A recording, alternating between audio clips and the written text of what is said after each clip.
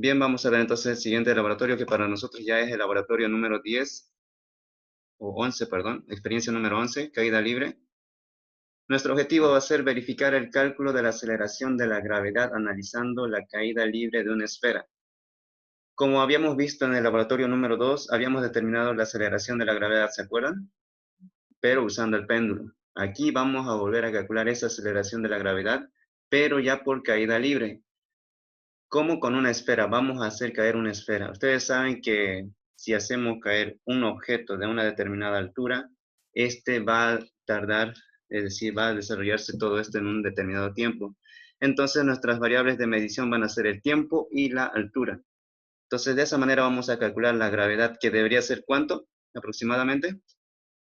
Si lo hacemos la experiencia en este planeta, lógicamente. ¿Cuánto es? 981. Sí, aproximadamente, muy bien. Entonces, eso es lo que deberíamos obtener, ¿sí? 9,81 metros sobre segundo cuadrado. Ahora ustedes saben que es posible que nos dé un resultado muy próximo. Exacto es casi complicado, pero lo vamos a intentar. Ahora, en el fundamento teórico tenemos que conocer que todo movimiento vertical, aquí en caída libre, se desarrolla y sucede que tenemos una aceleración constante, que es la aceleración de la gravedad. Entonces, cuando nosotros lancemos un objeto hacia arriba, ustedes saben muy bien que la aceleración de la gravedad va con signo positivo o negativo. Es decir, desacelera o acelera cuando lanzamos un objeto hacia arriba.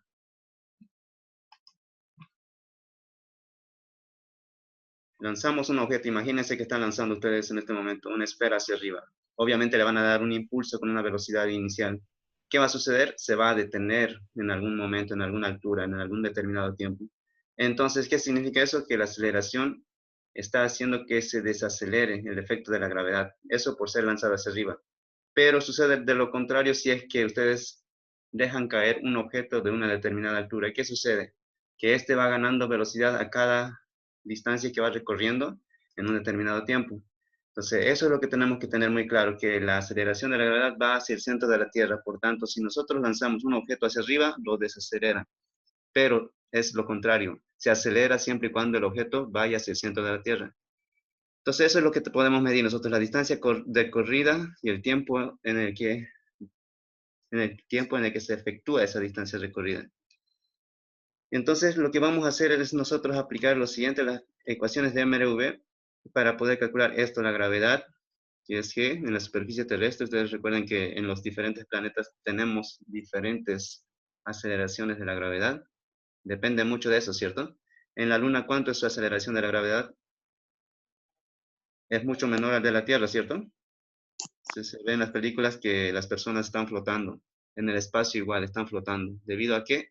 A que su aceleración es mucho menor. Entonces, en el sistema MKS debería darnos esto, 9,8 metros segundo al cuadrado, o en el sistema inglés, 32 pies segundo al cuadrado. Eso es lo que deberíamos obtener, ¿sí? Entonces, vamos a realizar la experiencia. Ya hemos visto su marco teórico. ¿Qué nos tocaría ver? El punto número 3. Bueno, seguimos con el marco teórico. Aquí lo que les decía, como la caída libre de los cuerpos es un movimiento rectilíneo uniformemente acelerado, utilizaremos las siguientes ecuaciones. Estas son las ecuaciones ya para movimiento vertical, donde pueden ver que tenemos la velocidad final, la velocidad inicial, la gravedad, el tiempo, altura. Está en función de esas variables. Y podemos usar con signo positivo o negativo. ¿De qué va a depender? Por 5 puntos. ¿Por qué? ¿De qué depende si usamos positivo o negativo? De De la la, aceleración o desaceleración. si lo tiramos hacia arriba o en caída libre hacia abajo. Ya, muy bien. Anótense las dos, por favor. Muy bien, entonces eso es lo que tienen que tener cuidado, ¿sí? Saber qué signo utilizar. Ahora, lógicamente, en la vida real no solamente tomamos en cuenta la aceleración de la gravedad para realizar, digamos, cálculos exactos en la vida real, porque no solamente actúa la gravedad. Imagínense que es un día con mucho viento. Hoy no lo es, pero hay días que hay mucho viento. Entonces, ¿eso qué hace? El viento, ¿cómo es? A veces viene de forma horizontal. A veces, ¿cómo viene? Oblicua, ¿cierto? Viene de arriba hacia abajo, o sea, con algún determinado ángulo. Entonces, eso va a afectar si se dan cuenta. No solamente va a caer un objeto en forma vertical libremente, sino que por el viento haría que éste no llegue o no tarde lo mismo que sería en un espacio ideal, como lo tomamos acá. Entonces, en la vida real, cuando ya, si es que alguien va a ser un físico aquí, no simplemente va a usar estas ecuaciones, sino va a usar otras muchas más largas que tomen en cuenta el viento y otros factores que serían necesarios, ¿sí? Pero como estamos en física 1, física clásica, estas son las ecuaciones con las que vamos a trabajar. Muy bien, entonces vamos a determinar la gravedad, como les decía. Entonces, ¿qué ecuación de estas que tenemos acá creen que vamos a usar? Les decía que vamos a medir la altura y el tiempo. Entonces, ¿qué ecuación está en función de la altura y el tiempo? Esta de acá, la tercera. Altura, velocidad inicial, tiempo, gravedad, tiempo. Vamos a tener que usar esta ecuación para determinar la experiencia. Como les decía que vamos a dejar caer un cuerpo, la velocidad inicial va a ser 0, ¿cierto? Si es que lo vamos a dejar caer. Por tanto, este término se va a eliminar, porque va a ser 0 por t, se elimina. Y vamos a tener que usar un signo. Si es caída libre, ¿qué signo va a ser? Positivo. Positivo, muy bien. Anótese, por favor. Positivo, porque va a ser caída libre. Entonces va a ser más un medio gravedad tiempo al cuadrado. Nuestro objetivo es despejar la gravedad. Entonces este 2 va a ir a multiplicar h, va a ser 2h. El tiempo va a tener que ir a dividir, entonces dividido entre tiempo al cuadrado. Lo que tendríamos entonces para la gravedad es lo siguiente, la siguiente ecuación ya despejada, a partir de la ecuación 3 de acá. Entonces vamos a determinar de esta forma. Vamos a determinar que la gravedad es igual a 2 veces la altura sobre el tiempo al cuadrado. Lo que les decía, vamos a medir la altura y el tiempo, dos variables que vamos a medir en la experiencia. Entonces deberíamos ir nosotros al laboratorio, tener los materiales necesarios para poder realizar esta experiencia, los cuales son los siguientes: 2 imanes de retención, una placa grande, una fuente continua, un cronómetro eléctrico, aparato mouse, pie universal, varillas de soporte, 3 tuercas, cinta métrica, esfera metálica, cables de experimentación. El circuito que deberíamos armar es el siguiente. Aquí está el circuito, muy parecido a lo que hemos visto en MRV horizontal o MRU.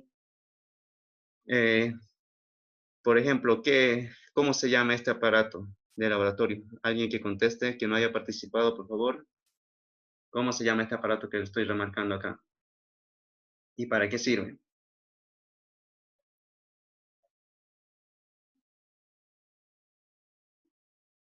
Por aquí se pueden guiar. Uno de estos es.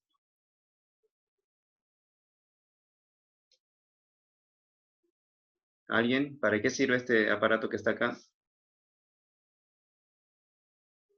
Este aparato Esa placa, acá. No. ¿Para qué sirve? ¿Se acuerda para qué sirve? Es el Morse. Aquí está, un aparato Morse. Es similar a un interruptor que ustedes pueden ver a menudo en sus hogares. ¿Qué es lo que hace?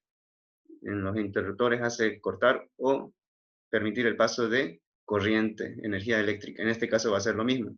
Positivo es lo rojo para nosotros y azul es negativo. Lo que hace es eso, interrumpir el paso de corriente. Y aquí está el circuito, aquí está el positivo, va a pasar por acá y lo va a terminar de cortar en algún momento. Ahora, ¿cómo se llama este aparato? ¿Alguien lo reconoce? ¿Cómo se llama y para qué sirve?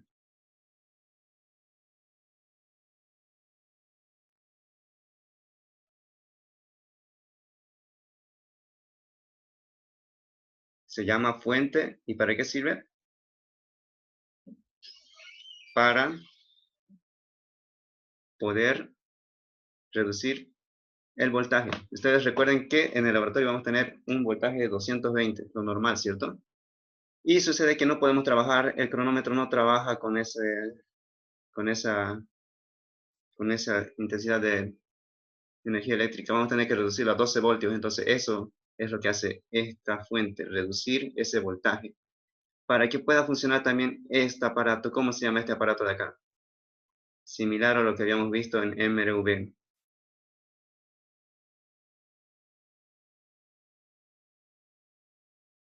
Supongan que aquí está el carrito antes de partir. ¿Cómo se llamaba ese aparato? ¿Alguien? ¿Nadie? Muy bien, entonces se llama electroimán. Lo que les decía era que este reduce ese voltaje y ese voltaje que viene por acá como energía eléctrica, este aparato hace que se convierta en un campo magnético, este de acá, lo que está con amarillo. La energía eléctrica lo está convirtiendo en un campo magnético. Por tanto, esto se comporta como un imán. Y como se comporta como un imán, esta esfera va a poder estar retenida ahí. Obviamente hay que subirle la intensidad, ¿sí? Si le ponemos 2 voltios, es posible que no agarre la esfera. Si es una esfera, por ejemplo, imagínense de 1 centímetro de diámetro. Con 2 voltios puede ser que no agarre. Entonces vamos a tener que subir la intensidad acá, el voltaje. Mientras más electricidad le permitamos su paso por acá, este electroimán va a ser mucho más fuerte, es decir, su atracción como imán va a ser mucho más fuerte. Por ejemplo, si le subimos a 10 de voltaje, este ya podría causar un mayor campo magnético para que sí se pueda retener una esfera de 2 centímetros de diámetro, por ejemplo. Y así, mientras más grande sea este objeto metálico, puede ser que el imán no lo pueda agarrar. ¿Y qué tendríamos que hacer? Subir el voltaje. De esa manera funcionaría. Pero obviamente tiene su límite, ¿sí? Tendríamos que conocer eso, las especificaciones de los aparatos. Siempre tienen que ver eso cuando ustedes tengan aparatos. En todo, sí, todo aparato eléctrico tienen que conocer sus limitaciones.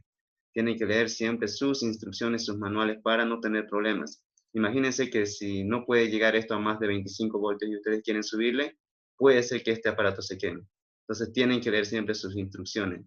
Imagínense que este aparato solamente funciona hasta 25 voltios, es decir, yo le puedo subir desde 1 voltio hasta 25. Y imagínense que yo no he leído las instrucciones de este aparato y yo le pongo acá 30. ¿Qué va a suceder? Se va a quemar.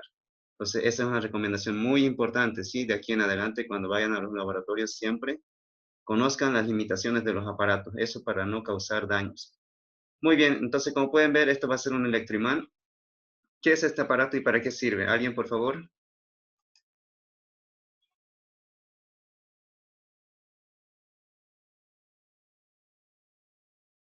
Este aparato sería para nosotros el cronómetro digital. Su objetivo va a ser medir el tiempo, ¿cierto? El tiempo en el que esta esfera va a ser soltada, entonces desde este momento va a mandar una señal eléctrica. Obviamente nosotros vamos a cortar la energía eléctrica acá. Ahora, como pueden ver aquí, todo está en... Esto está actuando como un electroimán. Eso quiero que imaginen en este momento. Esto está como un electroimán, por tanto esa esfera no se mueve. ¿Qué va a suceder cuando yo presione el morse? Cuando yo presione el morse va a cortar la energía acá. Si corta la energía eléctrica que estaba siendo transmitida a este aparato, al electroimán, ¿qué va a suceder? Esto se va a convertir como un simple metal, por tanto esta esfera va a empezar a caer. Y por eso es que esa señal, como pueden ver acá, va directamente al cronómetro digital. Va a enviar en ese momento la señal también. Cuando yo presiono el morse, va a enviar la señal para que empiece a contar el cronómetro digital. Entonces ahí va a empezar a tomar el tiempo inicial, desde acá, 0, 1, 2, 3, va a ir contando, hasta que choque con esta plaquita. Esta plaquita es como una puertita. Está ahí retenida, pero cuando llegue a la esfera, esto se va a deslizar hacia abajo, como una puerta.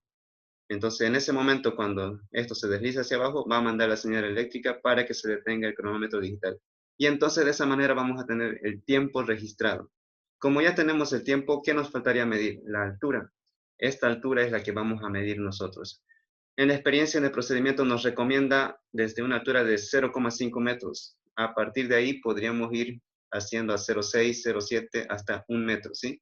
Entonces, deberíamos medir todas esas alturas y esos tiempos. Lo que significa que si reemplazamos en la ecuación que habíamos reducido en un momento, deberíamos obtener la aceleración de la gravedad. Entonces, de esa manera funciona. Ahora aquí tenemos una foto mucho más real para que vean cómo es efectivamente en el laboratorio. Lógicamente no es este el equipo que tenemos en el laboratorio actualmente, pero es algo similar. Aquí estaría su cronómetro, aquí estaría ese electroimán y aquí está su esfera. En este caso, este está usando 2 placas todavía de contacto. Aquí solamente tenemos una. Aquí va a usar, desde este momento va a marcar el tiempo inicial y en este va a marcar el tiempo final. Y así podemos ver en los diferentes catálogos de empresas que venden materiales para laboratorio de física que son diferentes a algunos equipos, pero su funcionalidad es la misma, es decir, podemos realizar estas experiencias. Entonces, ya podemos ver lo que es el procedimiento, es lo que les explicaba, como nos indica acá, desde una distancia desde 0,5 y podemos ir incrementando 0,6, 0,7, 0,9 y todo eso. ¿Cómo se activa? Aquí, como dice, con el manipulador Morse abierto. Cuando presionemos el Morse, en ese momento va a empezar a caer. Y la plaquita es la que va a detener el cronómetro.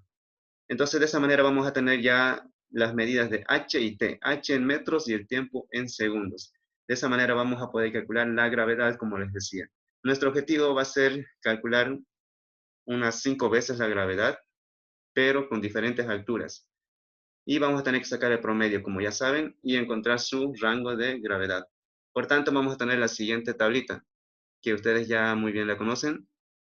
Imagínense que hemos hecho ya estas experiencias y hemos realizado estas medidas. Para 0,5 metros nos ha dado un determinado tiempo. Aquí lo tenemos, 0,32. Para 0,6, 0,35. Para 0,7, 0,38. Para 0,8, 0,41. Para 0,9, 0,43. Esta experiencia para 0,5 metros deberíamos hacer unas 5 mediciones, ¿sí? Es decir, 5 veces hubiésemos tenido que medir el tiempo para esta altura y hubiésemos tenido que hallar un promedio y ese promedio lo anotamos acá. Vamos a suponer que ya hemos realizado eso. Para 0,6 de altura, lo mismo. Deberíamos medir 6 veces el tiempo y sacar su promedio y colocar acá. Entonces, de esa manera vamos a asumir que estos datos han sido tomados de esa manera y de esa forma vamos a encontrar aquí la aceleración de la gravedad. La gravedad aquí era igual. Teníamos acá esta ecuación despejada, era igual a 2 por h sobre t al cuadrado. Entonces, si ponemos 2 por 0,5 y lo dividimos entre 0,32 al cuadrado, ¿cuánto les da? Les va a dar 9,766. Si alguien lo tiene en la calculadora, les va a dar esta cantidad. Entonces, lo que ustedes tienen que hacer ahora es lo mismo, aplicar la siguiente ecuación, pero para estos datos. 2 por 0,6 dividido entre 0,35 al cuadrado les va a dar aquí un resultado de la gravedad. Lo mismo para los siguientes datos. Completamos las gravedades y realizamos gravedad promedio. Aquí es metro segundo al cuadrado, perdón, lo voy a corregir esto. Y ya saben cómo rellenar esta tablita. Lo mismo que habíamos visto en teoría de errores. De esa manera, entonces, tienen que completar esta tabla porque les va a pedir en el cuestionario, como pueden ver acá abajo, calcular el error medio del promedio, el error cuadrático medio, el error absoluto del promedio y ahí todos los errores. También calcular G. G, recuerden que es igual a la gravedad promedio, este resultado que van a obtener de acá, más menos eje. ¿Esto de dónde lo van a sacar? Del error cuadrático medio, no se olviden. Y listo, ya van a tener esos resultados. Ahora calcular el valor de la aceleración de la gravedad. ¿Cuál ha sido la aceleración de la gravedad? Colóquenle el dato del promedio, ¿sí? Tenemos 5 resultados de la gravedad, pero el más exacto para nosotros sería el promedio de estas 5. Luego explique por qué el valor obtenido de la aceleración de la gravedad difiere al valor normal de la aceleración de la gravedad. ¿Por qué difiere? ¿Alguna explicación? ¿Alguien, por favor?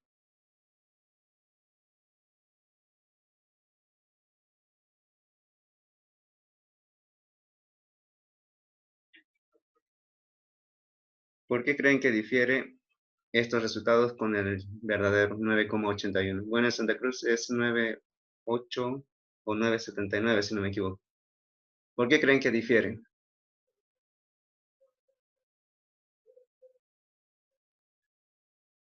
Por lo general va a ser, como ya habíamos visto en los anteriores laboratorios, puede ser que sea un error. ¿Qué error? Instrumental. Puede ser que los equipos no estén bien calibrados, es decir, la plaquita, imagínense que la plaquita tenga mucho roce, es decir, que necesite mucha fuerza para que se pueda despegar cuando toque o sea impactado por la esfera. Ese sería un error. Error personal casi no va a suceder acá. ¿Por qué? Porque la persona solamente va a presionar el morse. ¿Quién va a realizar la medición? Va a realizar ese circuito que hemos realizado con ese cronómetro digital.